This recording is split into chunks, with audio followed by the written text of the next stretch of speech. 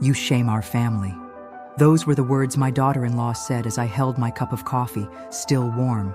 48 years serving Jehovah, and now my own family saw me as a disgrace.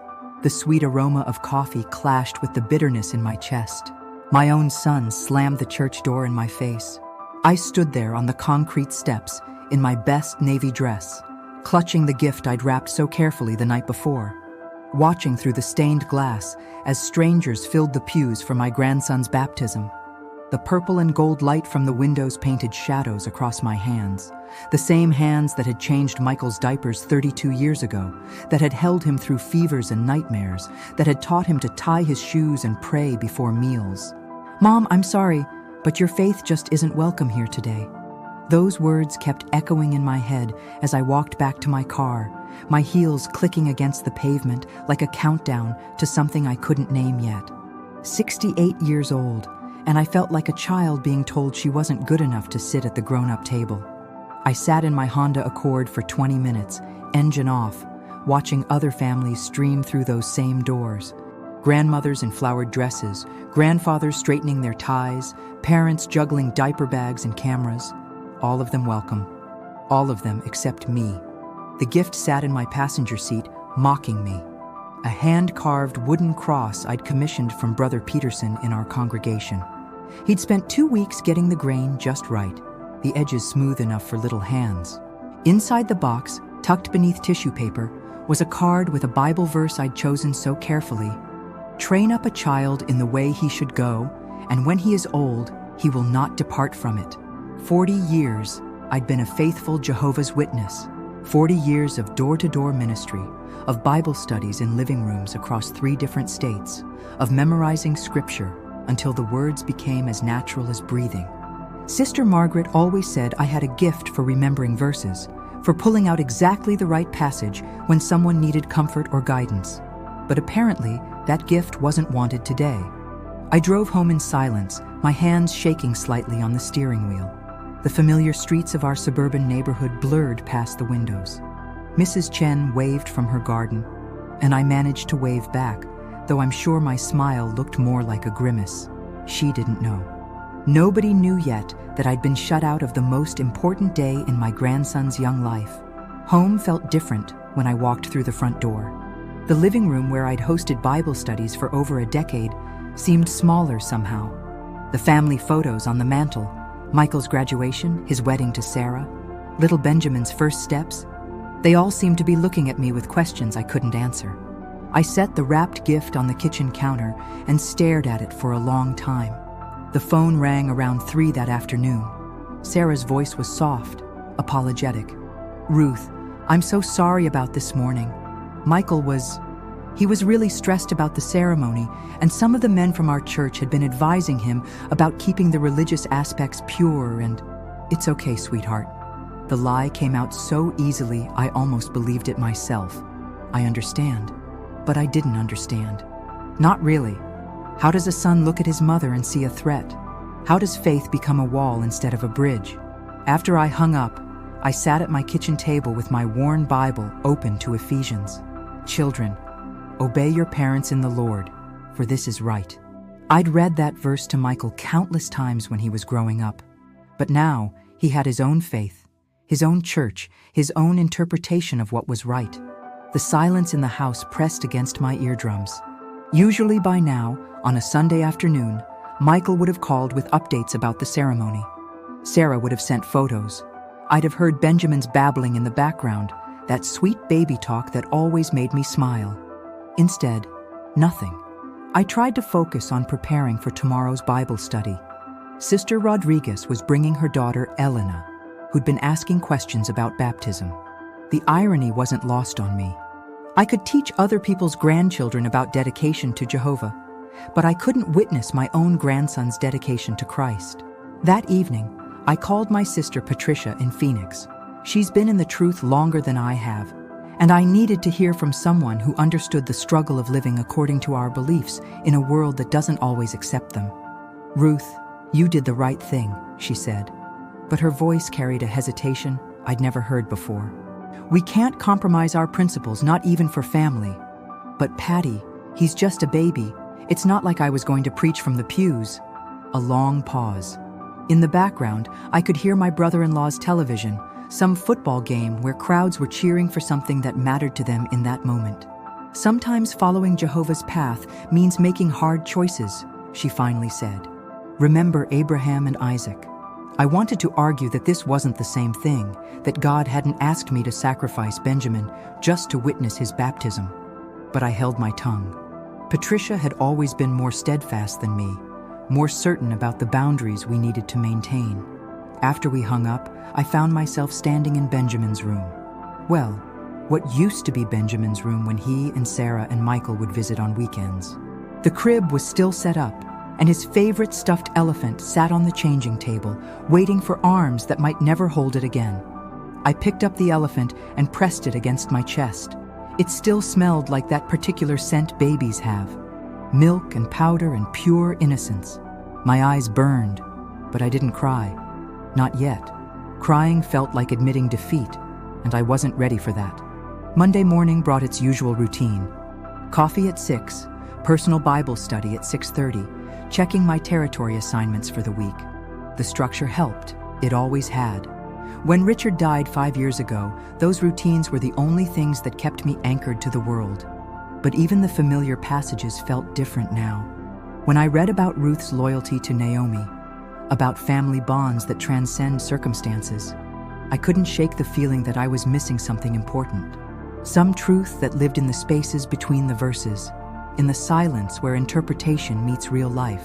Sister Margaret called around 10 to check on me. At 75, she's been our congregation's unofficial mother figure for decades, and she has an intuition about when her spiritual children are struggling. Ruth, dear, you sound tired. Are you taking care of yourself? I could have told her about yesterday. I could have shared my confusion and hurt and asked for guidance. Instead, I said, just a quiet weekend, Sister Margaret. Nothing to worry about. Another lie. They were getting easier. That afternoon, I did something I hadn't done in months. I drove to the mall, not for anything specific, just to be around people who didn't know me or my situation. I sat on a bench near the fountain and watched families walk by. Young mothers pushing strollers, grandparents spoiling their grandchildren with ice cream and toy store visits, teenagers arguing about movies they wanted to see. An elderly man sat down next to me, and we struck up a conversation. His name was Frank, and his granddaughter had just started college. He showed me photos on his phone. Graduation, family vacations, her first apartment. His face lit up with each picture. Being a grandparent is the best job in the world, he said. All the joy, none of the worry about discipline. I nodded and smiled, but inside I felt hollow. What kind of grandmother was I if I couldn't even be present for the moments that mattered most? When I got home, there was a voicemail from Michael. My heart jumped as I pressed play, hoping for an apology, an invitation to come over and see Benjamin, something to bridge the gap that yesterday had torn open. Hi, Mom. We wanted to thank you for the gift, but we're returning it. Sarah found a cross at the Christian bookstore that better represents our family's faith journey. I hope you understand. Love you. I played the message 3 times before it sank in. The cross Brother Peterson had carved so carefully, the Bible verse I'd chosen with such thought, rejected. Not just unwelcome at the ceremony, but unwelcome in my grandson's life entirely. That night I couldn't sleep. I kept thinking about a conversation Michael and I had when he was 12. He'd asked me why we didn't celebrate Christmas like his school friends, and I'd explained about pagan traditions and spiritual purity. He'd nodded solemnly and said, I want to do what makes Jehovah happy, Mom. Now he was 22 years older, and he still wanted to do what made his God happy. The only difference was that his God and my Jehovah apparently couldn't coexist in the same room, even for one morning, even for one baby who didn't understand any of it yet. I got up and made tea, Earl Grey that Richard used to love. Standing at the kitchen window, looking out at the street lamp casting circles of light on empty pavement, I wondered if this was what it felt like to lose a son while he was still alive, present somewhere in the world, breathing and making decisions and raising his child, but absent from my life in every way that mattered. The tea grew cold in my hands as I stood there, thinking about tomorrow and the day after that, and all the days to come without Benjamin's laughter filling this house, without Sarah's gentle updates about his first words and first steps, without Michael's calls asking for advice about parenting or just to chat about nothing important. Somewhere across town, in a house I'd helped them choose and move into, my family was going to bed. Sarah would kiss Benjamin goodnight. Michael would check the locks and turn off the lights, and none of them would be thinking about the woman who had taught Michael his first prayer, who had been there for every birthday and milestone until yesterday. I finished my tea and headed upstairs, knowing sleep wouldn't come easily, but hoping that tomorrow would bring some kind of clarity, some path forward through this wilderness I found myself wandering in. But first, I had to figure out how to explain to Sister Rodriguez why I looked like I'd been crying, when everyone knew that faithful Jehovah's Witnesses trust in God's plan and find joy even in difficult circumstances. Some truths, I was learning, were harder to live than to teach. 3 weeks passed before I saw Benjamin again, and it happened by accident. I was at Walmart buying groceries when I spotted Sarah pushing a cart down the baby food aisle. Benjamin sat in the front seat, babbling and reaching for colorful jars of pureed vegetables. My breath caught in my throat. He'd grown so much in just those few weeks. His hair was lighter, his face rounder, his little hands more coordinated as he grabbed at everything within reach. I ducked behind the end cap display of diapers, my heart pounding like I was hiding from the police instead of my own family. Through the gaps between Pampers packages, I watched Sarah compare price tags, her brow furrowed in concentration. She looked tired. There were dark circles under her eyes that makeup couldn't quite hide, and her usually perfect ponytail was slightly messy. Benjamin suddenly looked in my direction, and for a moment, our eyes met. He didn't recognize me. How could he? But he smiled anyway. That bright, toothless grin that babies give to the world when everything still feels safe and welcoming. I wanted to run to him. Every fiber in my body screamed to step out from behind those diapers, to call Sarah's name, to ask if I could hold him for just a minute. But I stayed frozen, watching my grandson exist in a world where I was no longer allowed. Sarah must have sensed something because she turned around, scanning the aisle. I pressed myself further behind the display, feeling ridiculous and heartbroken in equal measure. After a few seconds, she shrugged and continued shopping, pushing Benjamin toward the checkout lanes and out of my sight. I abandoned my cart right there and went home empty-handed. That night, I called Patricia again. This time, her husband answered. "She's at a congregation meeting," Brother Martinez said. "Can I take a message?" "Just tell her Ruth called." "Ruth, is everything okay?" "You sound—" "I'm fine," I interrupted, though we both knew it was a lie. "Just wanted to chat with Patty about something." After I hung up, I realized I'd been avoiding the meetings myself. Wednesday night service, Thursday evening Bible study, Sunday morning worship. For the first time in 40 years, I'd been finding excuses to stay home. A headache here, a sore throat there, a sudden urgent need to clean the garage. Sister Margaret had called twice to check on me, and I'd convinced her I was just fighting off a bug. But the truth was simpler and more complicated. I couldn't sit in those pews and sing about family love and God's mercy when my own family felt so fractured. The isolation was eating at me from the inside. I started taking long walks through the neighborhood, just to have something to do with my hands and feet and the restless energy that kept me awake at night. On these walks, I noticed things I'd never paid attention to before. The young mother, 3 streets over, who always looked exhausted as she wrestled her toddler into a car seat. The elderly man who sat on his porch every evening at 6, watching the street like he was waiting for someone who never came. We were all lonely in our own ways, I realized. All of us carrying burdens that looked different from the outside, but felt remarkably similar when you were living them. During one of these walks, I found myself standing across the street from Michael's house. It was a modest 2-story colonial with a small front yard that Sarah kept meticulously maintained. She'd planted roses along the front fence, and they were blooming now in shades of pink and white that reminded me of the wedding bouquet she'd carried 4 years ago. Their living room window glowed with warm yellow light, and I could see shadows moving inside. Michael's tall frame, Sarah's smaller silhouette, and occasionally the flash of movement that had to be Benjamin. They were having dinner together, probably talking about their day, maybe planning for the weekend. A normal family doing normal family things, while I stood on the sidewalk like a stranger. I was so absorbed in watching that I didn't notice the car pulling up behind me until the door slammed. "Ruth, what are you doing here?" I turned to find Sarah walking toward me, her face a mixture of surprise and concern.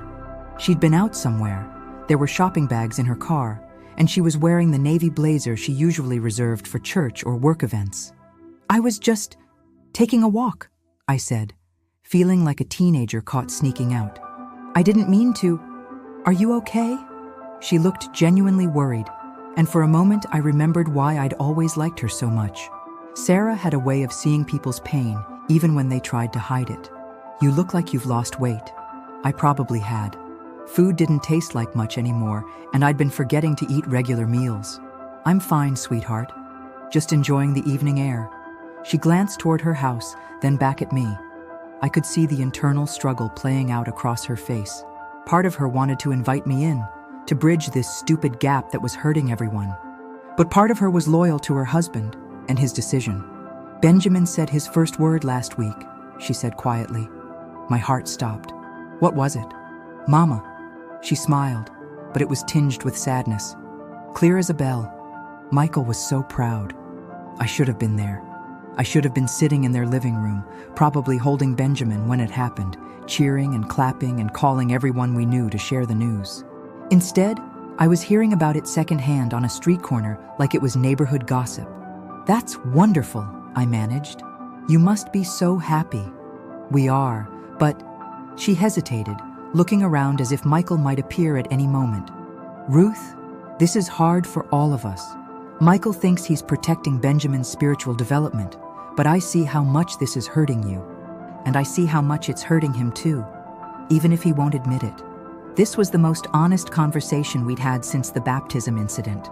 I wanted to grab onto it, to pour out all my frustration and grief and desperate love for my grandson. But I also knew that Sarah was caught in the middle of something that wasn't her fault. "I don't want to make things harder for you," I said. "I know Michael is trying to do what he thinks is right. But what if he's wrong?" The words came out in a rush, like she'd been holding them back for weeks. What if keeping Benjamin away from his grandmother is actually the wrong thing? What if all this religious stuff is less important than just love? Before I could answer, we both heard the front door of the house open. Michael's voice carried across the yard. "Sarah, is that you?" Fear flashed across her face. "I have to go. But Ruth, maybe we could talk sometime. Really talk. Away from all this."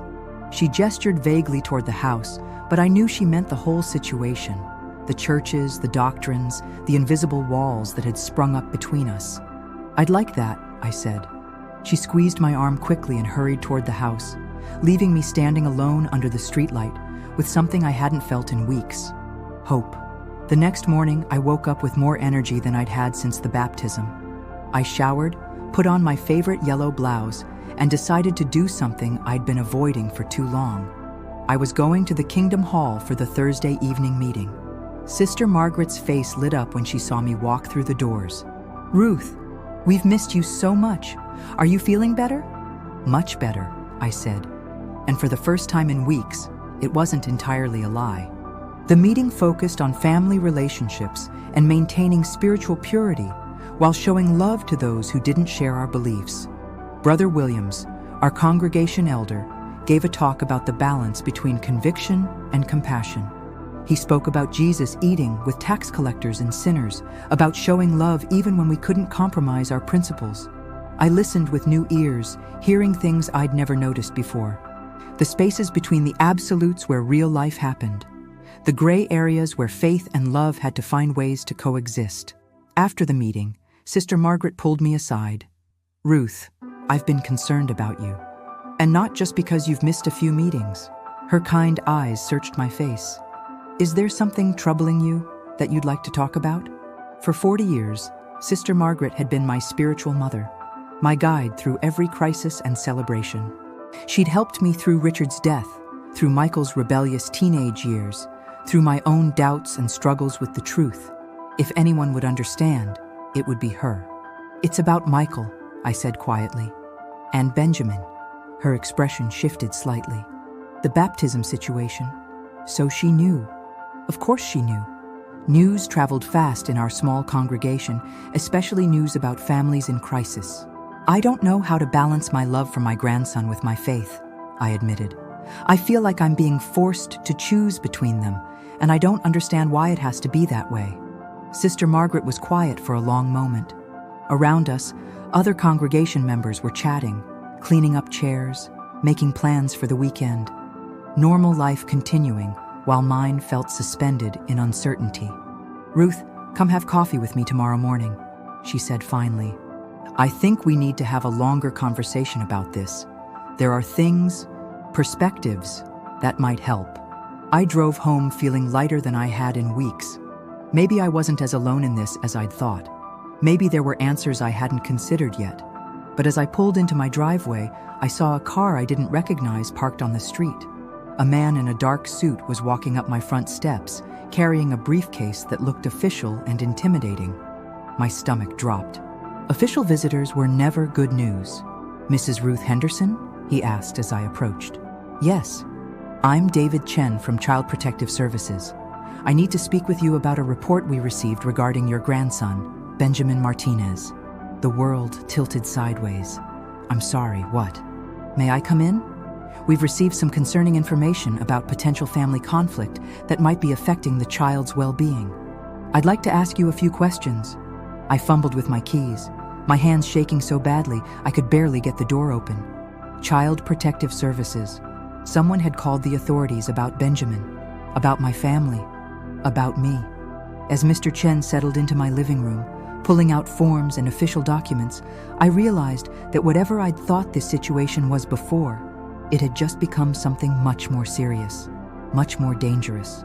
And somewhere across town, Michael and Sarah had no idea that their family was about to be turned upside down all over again. "Now, Mrs. Henderson," Mr. Chen said, clicking his pen open, "can you tell me about your relationship with your son and daughter-in-law? Specifically, any recent conflicts or disagreements that might be affecting the child?" I looked at him. This stranger sitting in my living room asking questions about the most painful situation in my life, and realized that tomorrow's coffee with Sister Margaret might be too late. Whatever was happening, whatever someone had reported, I needed answers now. And I had a terrible feeling that my quiet suffering was about to become everyone's business. The interview lasted 2 hours, and by the end of it, I felt like I'd been dissected under a microscope. Mr. Chen asked about everything: my religious beliefs, my relationship with Michael, the baptism incident, my recent behavior in the neighborhood. He took notes in careful handwriting, occasionally asking me to repeat details or clarify timelines. "Mrs. Henderson, we received a report from someone concerned about family dysfunction affecting the child's emotional stability," he said, not looking up from his paperwork.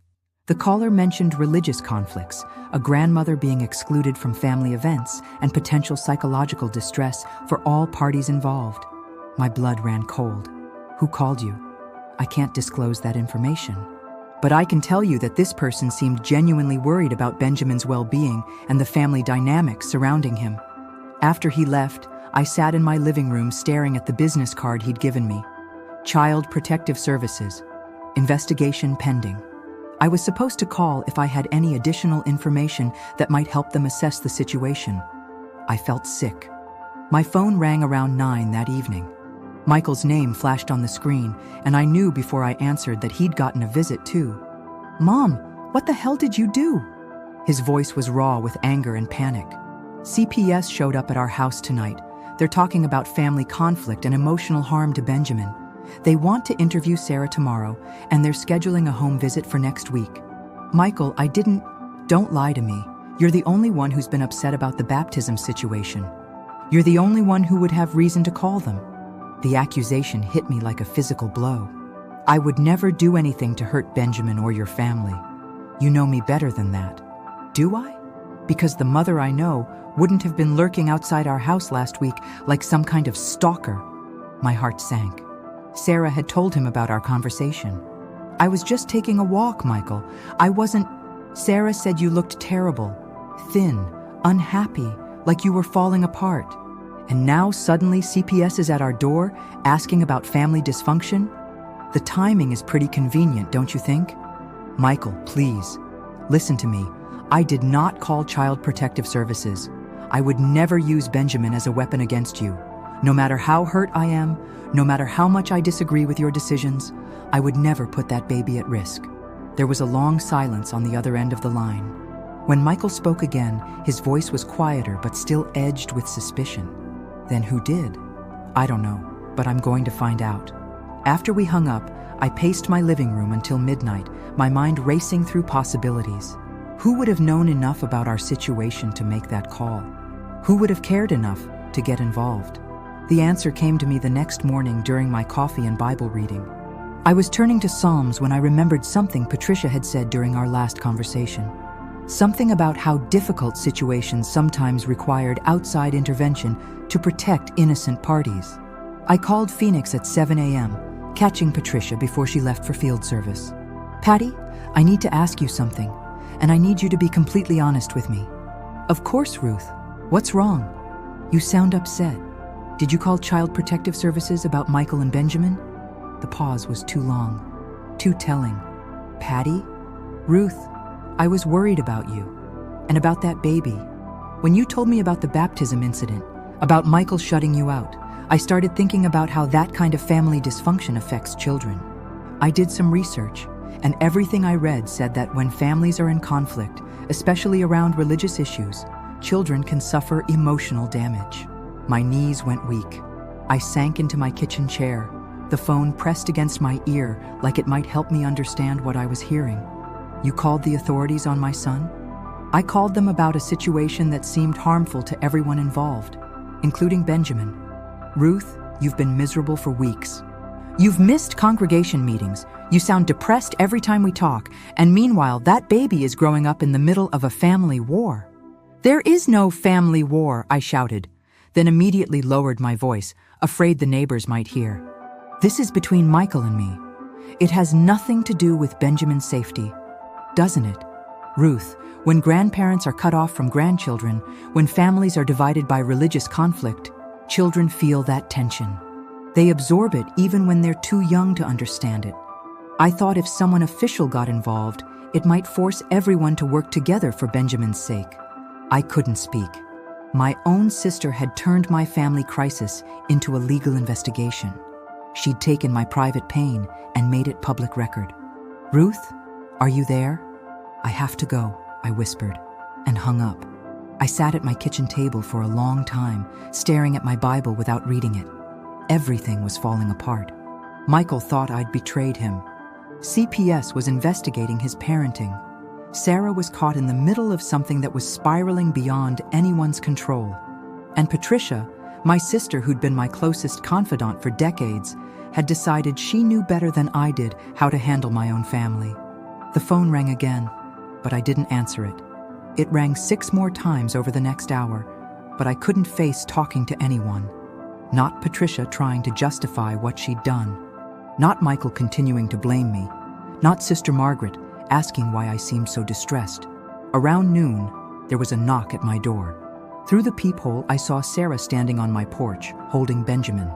I opened the door, and she pushed past me into the living room without waiting for an invitation.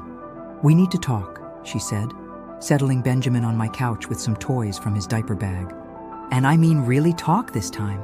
Benjamin looked around my living room with curious eyes, babbling softly as he explored the new environment. He'd grown even more in the week since I'd seen him at the grocery store. His movements were more coordinated, his expressions more animated. "CPS came to our house last night," Sarah continued. "They're scheduling interviews with all of us, including extended family members. That means you, Ruth. We're all going to be under investigation because someone reported family dysfunction." "I know. Michael called and accused me of..." "I know what Michael thinks, but I don't think you made that call." She studied my face carefully.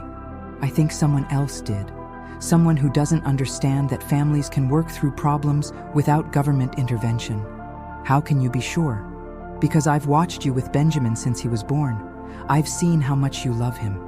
You would never do anything that might result in him being taken away from us, even temporarily. You might be hurt and angry, but you're not vindictive." Her confidence in me brought tears to my eyes. "Sarah, I'm so sorry this is happening. I never wanted things to get this complicated." "I know, and I think Michael knows too, deep down. He's just scared. CPS investigations are serious business.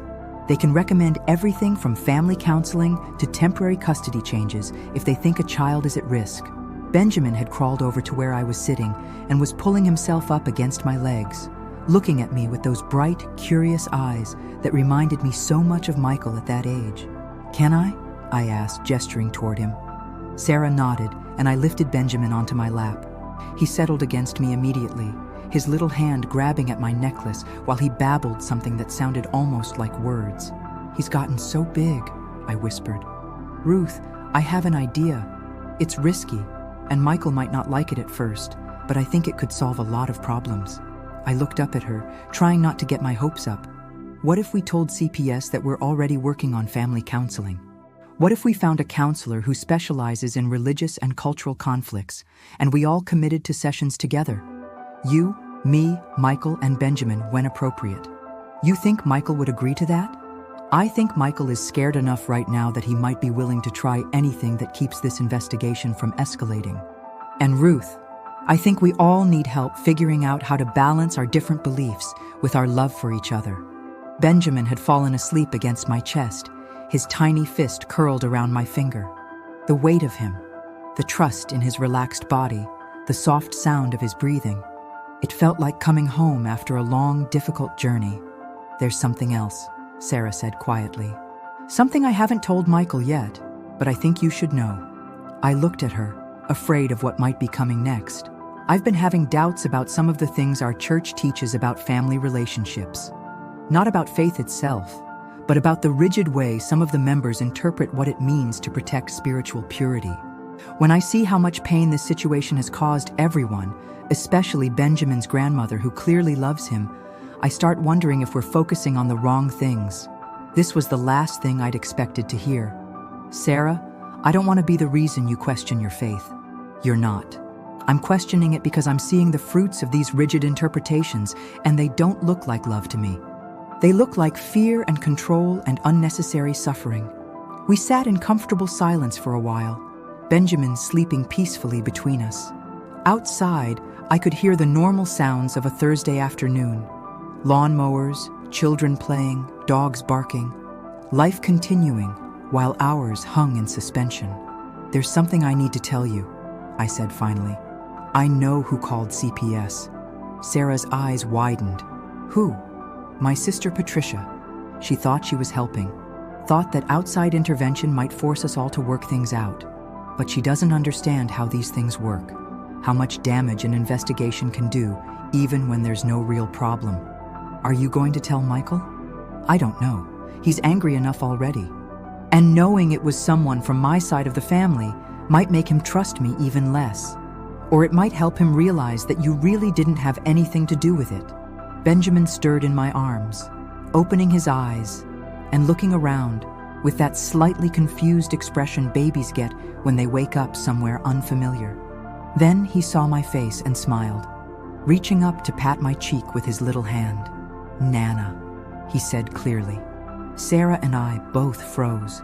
"Did he just—" "Nana," Benjamin repeated, patting my cheek again and grinning. "Oh my God," Sarah whispered. "Ruth, that's his second word. He's been trying to say it for days, but we couldn't figure out what he meant." I felt like my heart might burst. "He remembers me." "Of course he remembers you. You were one of the most important people in his life for the first 10 months. That doesn't just disappear." The front door opened, and Michael's voice called out, "Sarah, your car's in the driveway, but you didn't answer your phone." He appeared in the living room doorway and stopped short when he saw us. Benjamin on my lap, Sarah sitting close beside us, all of us looking like the family we used to be. "What's going on here?" His voice was carefully controlled, but I could see the conflict in his eyes. Part of him wanted to be angry, to maintain the boundaries he'd established. But part of him, the part that was still my little boy, looked relieved to see his mother holding his son. "Daddy!" Benjamin reached toward Michael, who automatically stepped forward to take him. "We've been talking," Sarah said, "about the CPS situation and about how we're going to handle it. And I think we need professional help. Family counseling that includes everyone, including your mother." Michael looked at me for a long moment. "Mom, I need to know. Did you call Child Protective Services?" "No, Michael, I didn't. I would never do anything that might hurt Benjamin or put your family at risk." "Then who did?" I took a deep breath. "My sister, Patricia. She was worried about the family conflict and thought outside intervention might help. She was wrong, and I'm furious with her. But she thought she was protecting Benjamin." "Your sister called the government on us?" "Yes, and I'm going to call her tonight and tell her exactly what I think about her decision." Michael sat down heavily in Richard's old armchair, still holding Benjamin. "This is such a mess." "It doesn't have to be," Sarah said. "We can fix this, Michael. We can find a way to honor our beliefs while still being a family." "How?" "Our churches teach completely different things.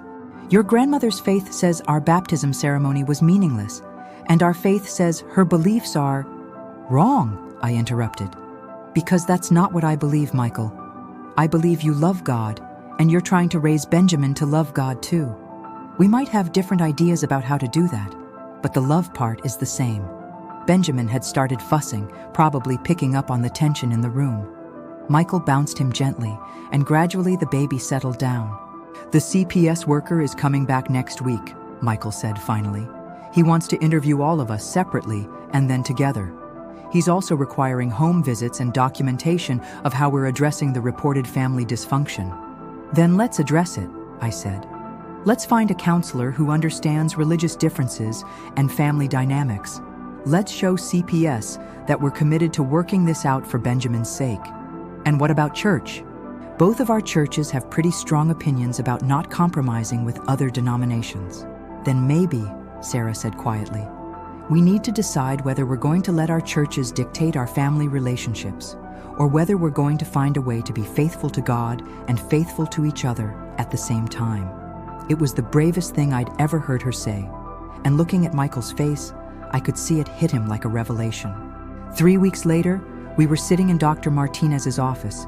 No relation to my brother-in-law, just one of those coincidences that makes you believe in providence. She specialized in faith-based family counseling, and she'd spent our first 2 sessions just listening to each of us explain our perspectives. "What I'm hearing," she said, "is a family that loves each other deeply, but has gotten trapped in a false choice between faith and relationship. The question isn't whether you can compromise your beliefs. The question is whether your beliefs actually require you to sacrifice loving relationships with family members who worship differently." The CPS investigation had been closed after our second counseling session. Mr. Chen had been impressed by our proactive approach and satisfied that Benjamin was in no danger from family conflict. In fact, he'd noted in his report that the family was demonstrating healthy problem-solving skills and a genuine commitment to the child's well-being. Patricia and I weren't speaking yet, but Sister Margaret had become an unexpected ally. She'd done her own research into our denomination's teachings about family relationships and had found more flexibility than any of us had realized. She was even planning to attend one of our counseling sessions to help Michael understand that maintaining a relationship with me didn't compromise his faith. "I think," Michael said, reaching over to squeeze my hand, "we've all learned that love is more complicated than we thought, and more important." Benjamin, now 13 months old and walking everywhere, toddled over to where I was sitting and climbed onto my lap. "Nana," he said happily, settling in for a story. "That's right, sweetheart," I whispered into his soft hair. "Nana's here. And this time, nobody was going to send me away."